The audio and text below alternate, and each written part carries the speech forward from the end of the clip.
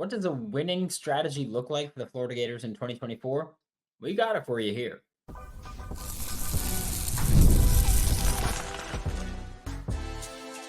You are Locked On Gators, your daily podcast on the Florida Gators. Part of the Locked On Podcast Network, your team every day. Hello and welcome back to another episode of Locked On Gators, part of the Locked On Podcast Network, your team every day. Thanks for making Locked On Gators your first listen of the day every day. We are available daily and free wherever you listen to the podcast and on YouTube. As always, I'm your very gracious host, Brandon Olsen. Find me on Twitter or X, whatever you want to call it, at WNS_Brandon. Today's episode of Locked On Gators is brought by Game Time. Download the Game Time app, create an account, and use code LOCKEDONCollege for $20 off your first purchase. Terms do apply. And like I said, the Florida Gators, this is a very interesting conversation that came up yesterday in a Twitter space of what the Florida Gators, the conversation was what the Florida Gators have to do to win against Miami. More broadly, what they have to do to win this season. I think first off, this is a team that needs to avoid being stuck in long situations. And by that, I mean, whether you're running the ball or throwing the ball, personally, I don't care too much how you do it. Win football games. We're at that point in Billy Napier's tenure in Gainesville. We're at that point in this rebuild where it's win football games time. And Florida last year, a lot of games just got away at certain points, and a lot of drives were given away at certain points because of being stuck in long, very difficult situations. It's as simple as that, where you can talk about it. Even the Charlotte game, we saw it happen where Graham Mertz took unnecessary sacks. And by unnecessary, I mean avoidable. Whether it was avoidable by his own doing, because we saw it happen a few times where Graham Mertz got a little, I don't even want to say like he got happy feet, and he wasn't standing still either. He would just not make a decision to throw the ball away. And I know that, everybody loves the Anthony Richardson, take a hit, spin, scramble, move, whatever it may be. Everyone loves that, sure. But I don't know about you. I'm fine with not doing that if it means that you're throwing the ball away and just living to fight another down. Where we would see it on, you run for 4 yards on the first down, whatever, and it's 2nd and 6, and then you take a sack and now it's 3rd and 12. And had you thrown it away, 3rd and 6 is a lot more manageable than 3rd and 12. Especially when you're completing 73% of your passes, especially when you're, picking up 8 yards per completion or per attempt, not even completion, attempt. You're going to convert those 3rd and 6 more likely, right, than a 3rd and 12. Those things need to be completely hidden. That was Graham Mertz's fault. There were some where Trevor Etienne against Charlotte whiffed on a block because he has no idea how to work in pass protection. He's one of the worst I've ever seen in pass protection as a running back. And Graham Mertz got sacked almost immediately because of it. And I'm talking about a very specific play where Trevor Etienne was supposed to be blocking, picking up the linebacker. Linebacker comes through. Trevor Etienne does that stupid little shoulder throw that he does in pass protection, which isn't pass protection, by the way. I just need that to be clear. That's not pass protection. That's just stupid. No other way to put it. And Graham Mertz got sacked because of it. Avoidable situations, right? And that, I think, is honestly the most important part of this team finding success on offense this year is staying on schedule. And the specific reason they need to stay on schedule, also, one of the things that Florida needs to do to win games, the consistent run game. I love explosive runs. Everybody loves explosive runs. Everyone will always tell you, hey, explosive runs are good. They're fun. They really change the tide. Because if, someone can slip and fall and then a receiver's running open and there's a big run down and there's a big catch downfield, big play there. But runs just feel backbreaking when they're big runs, right? And last year, Florida had a good bit of long runs. They had 32 carries that were considered breakaway runs on PFF, which is runs of 15 or more yards. They had 32 of those for 811 yards of their 2,062 rushing yards combined. Sure, That's fine, right? You need more consistency, though. 11 and 12 personnel are, things that we're going to talk about all summer. We have been talking about them throughout the spring and the summer. 11 and 12 personnel. If you don't know, 11 personnel is one running back, one tight end, three receivers. 12 personnel is one running back, two tight ends, two receivers. Those are going to be the two most common personnel groupings for Florida this year. They were last year, they were the year before. For most teams in college football, most Power 4 programs at least, you're probably going to see a good bit of 11 and 12 personnel. They're the two most common personnel groupings in football right now. On those carries last year, on 11 and 12 personnel carries, which it was 85 of Montreal's carries or something like that, Montreal was hit at the line on 41.7% of those carries. 41.7% of Montreal Johnson's carries last year out of 11 and 12 personnel were, it was 151. It was 151. It was like 60 something total, 151, and he only had 152 carries. So almost all of his carries were in 11 and 12 personnel. Montreal was hit on 41.7% of his carries. Yeah. At the line. Not just hit there. At the line, he was hit, or behind the line, on 41.7% of his carries. And I get it. Montreal's the kind of guy that in 2022 and 2021 was able to run through defenders. Last year, not so much. Trevor Etienne was able to make men miss, but there's only so much you can do when on almost half of your carries, you're getting hit behind the line of scrimmage. This is another one where, too often Florida would lose yardage. I don't know why I said Florida like that. Why Florida would lose yardage minorly, a loss of 1 or 2. Too often Florida would pick up 2 yards, whatever, and just kind of hope for long runs. Like it felt like they were hoping for explosive carries, like they were Saquon Barkleying it. Saquon Barkley, I'm a big fan of his, obviously, but so many carries he loses yards or barely gets back to the line, whatever it may be, and then he breaks off a huge run, and you go, oh, he averaged 5 yards per carry. It's like, yeah, well, averaged 5 yards per carry, sure, but that's because he had a 65-yard run and everything else was garbage. Things like that happen. It felt like Florida was kind of relying on that with the explosive part of the run game. You need to be able to have some kind of consistency going. The defense was bad last year, and we will talk about them in a minute. The defense was bad last year. The offense, EPA per play was good. Things like that were good. Yeah, but as far as sustaining drives consistently, they fell short of that, whether it was because of taking unnecessary sacks, whether it was because your run game wasn't picking up enough yardage consistently, whatever it was. And a lot of that obviously comes down to the offensive line. But even if the offensive line fails you a little bit, like specifically with Graham Mertz taking unnecessary sacks, you got to throw the ball away. Running game, you can't really do much if you're getting hit, again, 41.7% of your carries at or behind the line of scrimmage. Can't really do much there. Like as a running back, you can't control that part of it. Throwing the football, though, throw it away. Chuck it at the feet of your running back. I don't care what it is.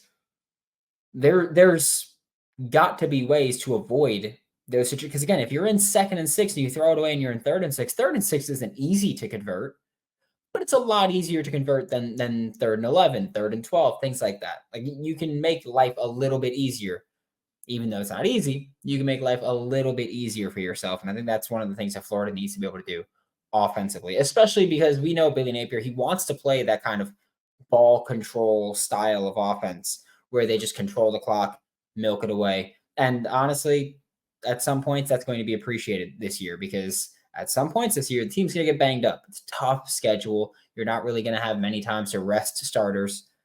It's going to be a tough schedule. Got to keep guys fresh. Okay? Keep things on schedule, run the clock. It's going to happen. It's going to be appreciated when it happens, especially if the team stays healthy. But too often, this team just got off schedule because of getting hit for a loss as a running back. Even if you picked up a yard or two, you got hit behind the line of scrimmage. Like you picked up a yard or two, you made something out of nothing. But man, gotta just get some consistency there, especially if Montreal Johnson last year averaged 3.5 yards per carry after contact.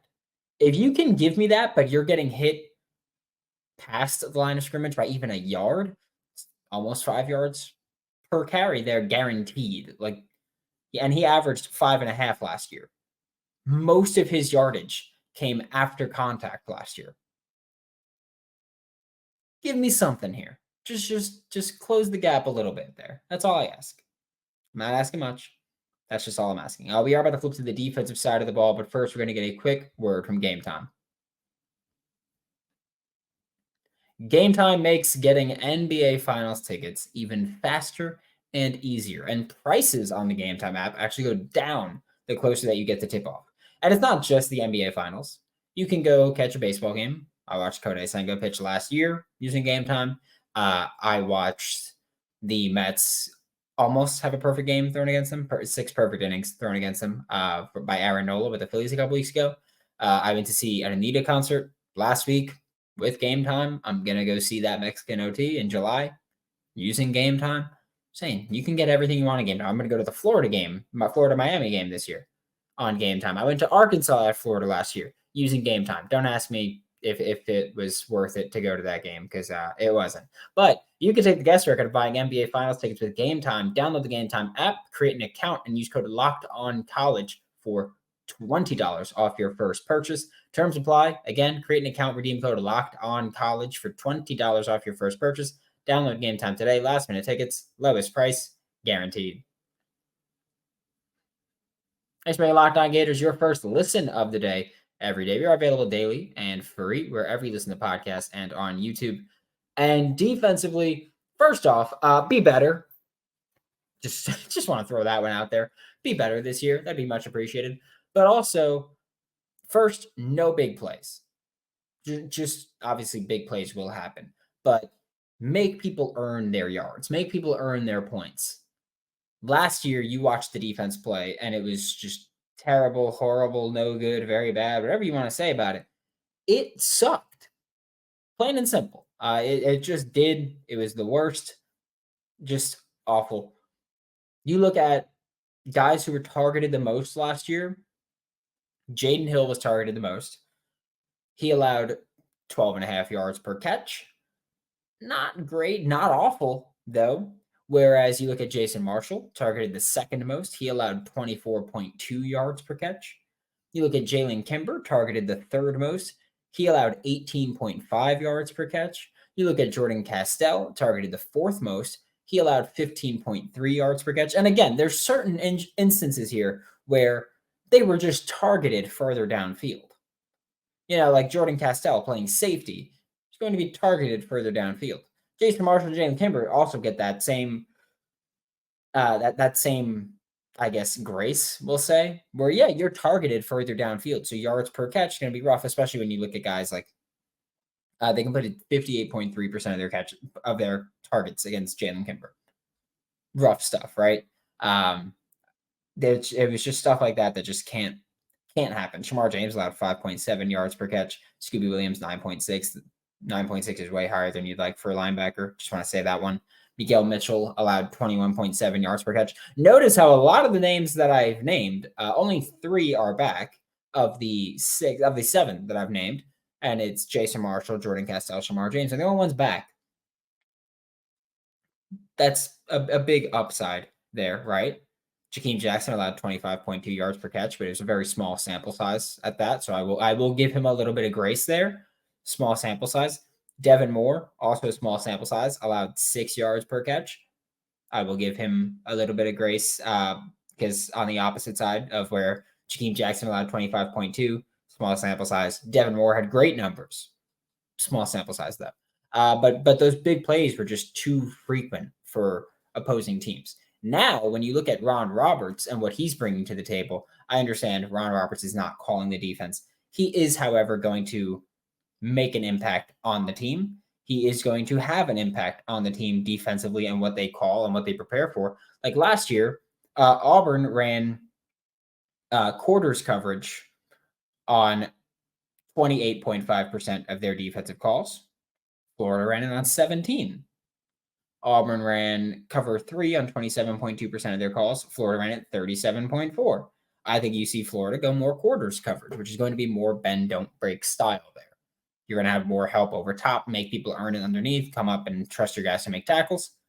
Bend, don't break is going to be better there, where cover 3, you could be on an island if they're thrown to the sideline. Corners can be on an island, and if you don't have corners that are making plays on the ball, you're going to be going through hell. Exhibit A, the 2023 Florida Gators. If you're calling a lot of cover 3 and you don't have guys that can make a play on the ball and you get tested, you're going to lose. Crazy how that happens. Defensive line, that's the other thing. Needs to be better. No, I think the defensive line will be better.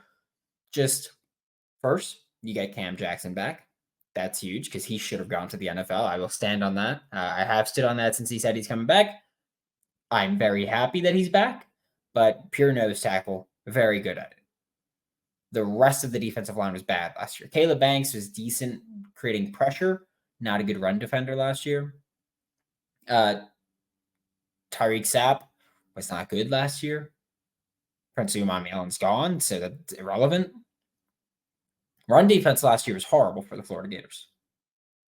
And a lot of that, people look at the linebacker room and they say, man, like how do you let that happen? They talk about the linebacker room, the Florida Gators, and they say it was terrible last year.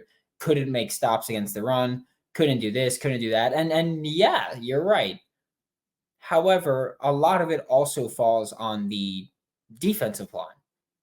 Because as a defensive lineman in this kind of defense, your job is to occupy offensive linemen. Your job or part of your job is to occupy offensive linemen. Florida allowed 4.8 yards per rush last year, second worst in the SEC.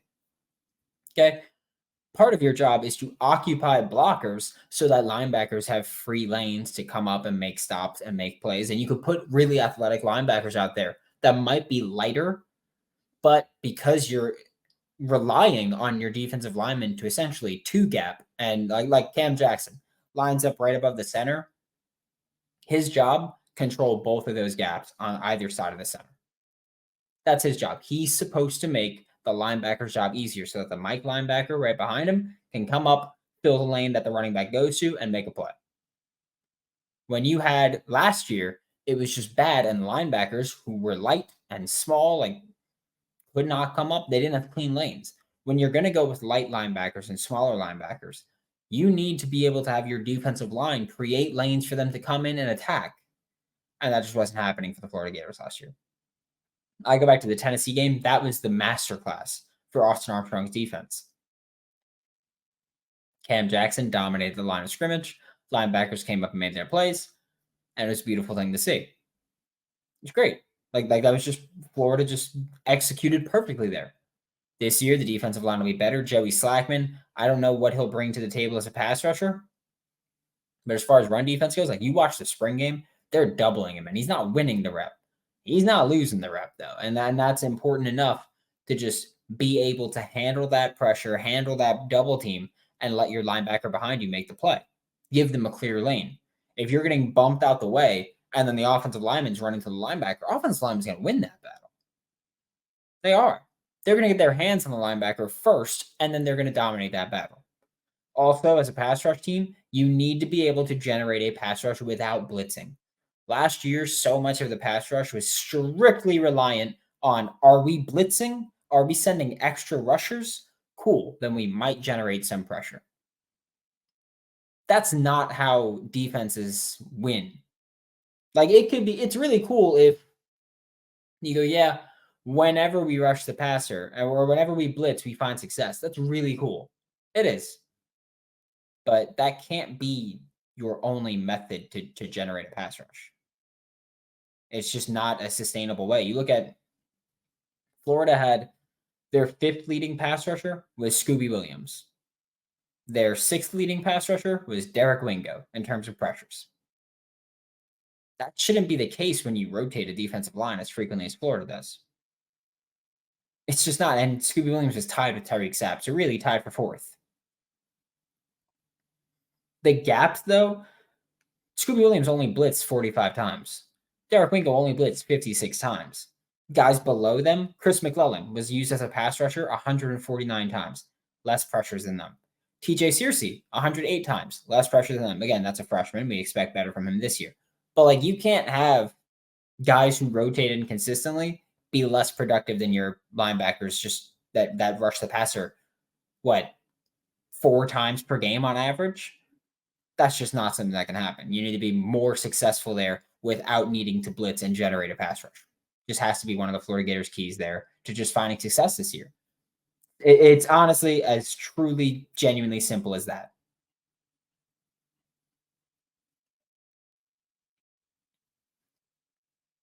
To wrap up today's show, we are talking about the most likely next commits for the Florida Gators in the 2025 class. And these are all 3 guys that the insiders got texts about. I want to say one of them probably about a month ago. The other 2 week or 2 ago. But that's where we stand now. Also, there's 4 players I think that we gave these notices to. First off, wide receiver Nayshawn Montgomery.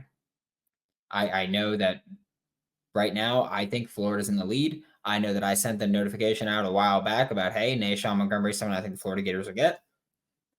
Right now, I know LSU is trying to put a full court press on him. From what I've been told, the little tidbit that I was given was that Penn State has fallen off of Nayshawn Montgomery a little bit. And I will say this now before any spin gets out there. Penn State falling off of Nayshawn Montgomery is not because of Nayshawn Montgomery being better.